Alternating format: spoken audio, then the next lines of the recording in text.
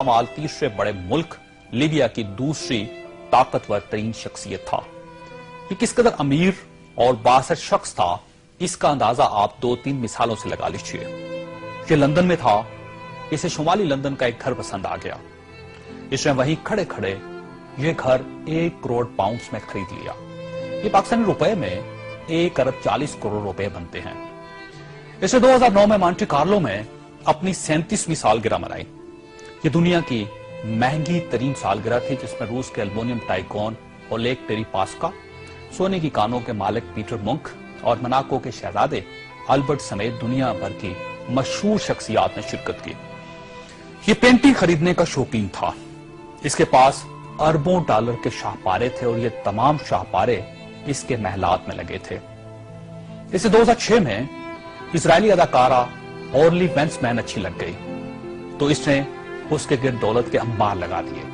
चुनांचे ये इसकी गर्लफ्रेंड बन गई और ये दुनिया की महंगी तरीन गर्लफ्रेंड थी। बरतानवी वज़ीर आज़म टोनी ब्लेयर इसे अपना जाती दोस्त कहता था और इस पर 10 डाउनिंग स्ट्रीट के दरवाजे हर वक्त खुले रहते थे।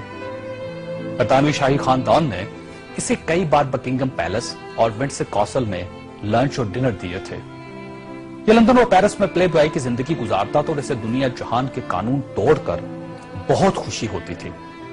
इसने एक बार पेरिस की शांज़-एलीज़े पर 120 किलोमीटर की रफ्तार से गाड़ी चलाकर पूरी यूरोपीय दुनिया को हैरान कर दिया और पेरिस की सिटी हुकूमत कोशिश के बावजूद इसका चालान न कर सकी।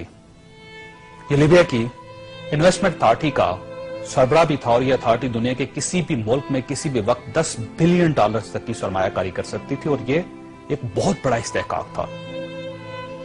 इस शख्स का नाम नाज़रीन सैफुल इस्लाम है और ये लीबिया के साबिक हुक्मरान कर्नल कज़ाफी का बेटा है। सैफुल इस्लाम कर्नल कज़ाफी का वारिस और वली अहद भी था और इसे दुनिया का इसके बारे में ख्याल था कि यह कर्नल कज़ाफी के बाद लीबिया का हुक्मरान होगा। ये इस कदर बासर था कि कर्नल कज़ाफी को न्यूक्लियर प्रोग्राम तरक करने पर भी किसी ने कायल किया था। इसने बल्गारिया के उस मेडिकल ग्रुप को छुड़वाने में भी बड़ी मदद की थी जिस पर बच्चों को एड्स के टीके लगाने का इल्जाम था। बर्लिन नाइट क्लब और लाकरोबी धमाके के मुतासिरीन को मुआवजा भी इसी के हुक्म से जारी हुआ था। अब मैं आपको इसकी ताजा तरीन तस्वीरें दिखाना चाहता हूं। ये सैफुल इस्लाम 3 माह पहले लीबिया के छोटे से कस्बे अबारी में छुप गया। ये 2 दिन पहले 19 नवंबर को कस्बे के एक ऐसे कमरे से बरामद हुआ जिसमें बाथरूम तक नहीं था और ये बदबूदार पुराने कंबल में लिपटा था। इसकी उंगलियों पर प्लस्तर चढ़ा हुआ था और यह प्लस्तर भी इसने खुद चढ़ाया था क्योंकि इसे डॉक्टर तक की सहूलत हासिल नहीं थी।